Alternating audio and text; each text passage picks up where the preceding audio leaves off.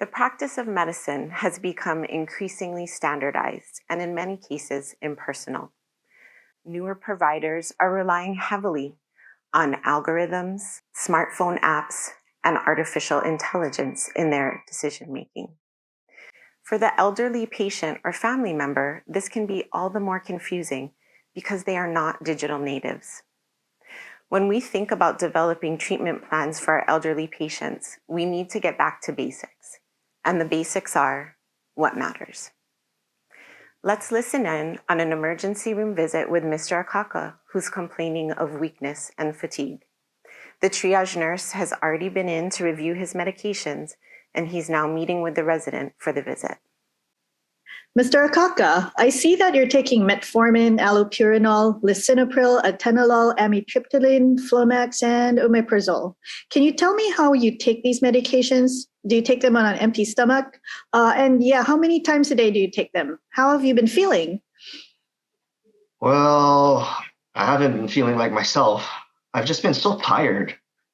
Looking at your lab values and vitals, it looks like everything's perfectly controlled. Yeah, but I feel weak and unsteady. I'm afraid to go out because I just feel like I might fall. I feel so dizzy when I get up at night to use the bathroom. Yes. Well, that happens when we all get older. It is to be expected. Oh, okay, I guess you're right. I am turning 80 soon. A week later, Mr. Akaka is back in the emergency department after having fallen on his way to the bathroom. Mr. Akaka, we looked at your x-rays and you have a broken hip. We need to perform surgery and we'll need to put a metal rod in your bone. How long will the recovery be? I'm supposed to visit my grandkids in Las Vegas next month. Will I ever be able to walk again? Well, there are no guarantees that you will be able to walk again.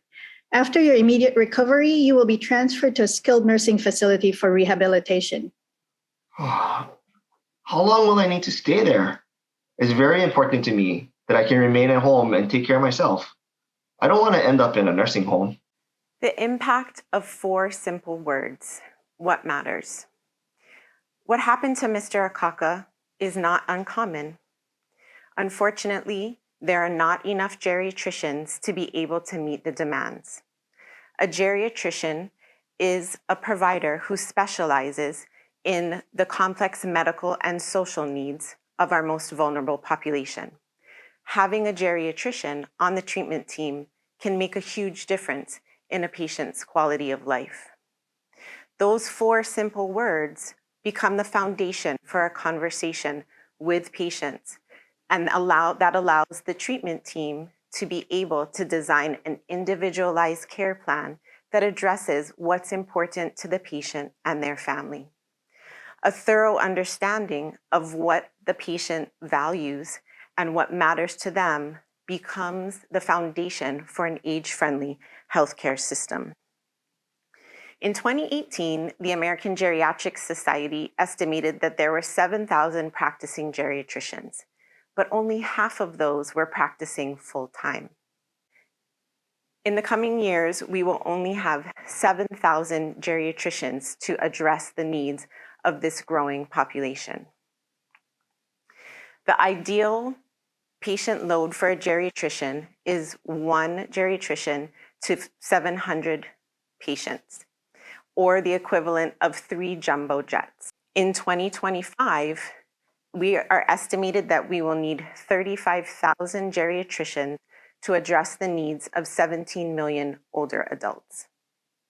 But we will only have 6,000 geriatricians, which means that only 3 million patients will get the geriatric care that they need. It means that a geriatrician will now be caring for 10 jumbo jets full of patients. What happens to the 14 million patients who don't get the specialized geriatric care that they need? What happens to Mr. Akaka? What happens to our elderly parents? What happens to me and you? In Hawaii, we are even harder hit by this shortage. We already are facing a shortage of primary care providers, and this was only exacerbated by the COVID-19 pandemic. As you can see from the map, our neighbor islands are even harder hit than the main island of Oahu. In Hawaii, We have one geriatrician for 24,000 elderly patients. That means that a geriatrician needs to see one patient every 4 minutes for the entire year, or they need to care for 100 jumbo jets full of patients. The bottom line is we are never going to be able to create enough specialists to meet this need.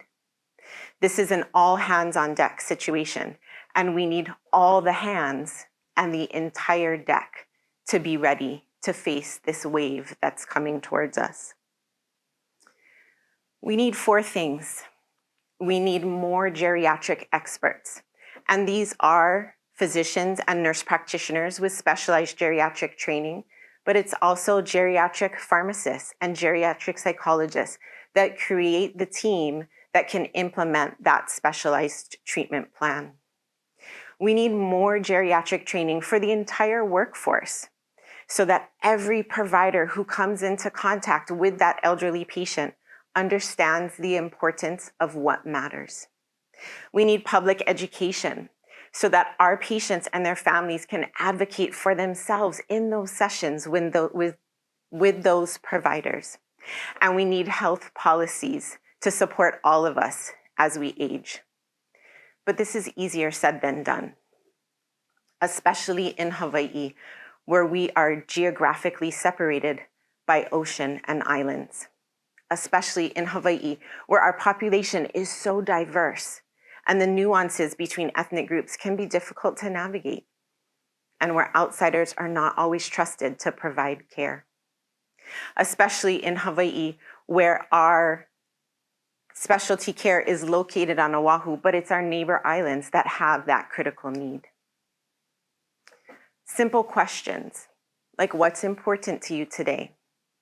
What brings you joy? What makes life worth living?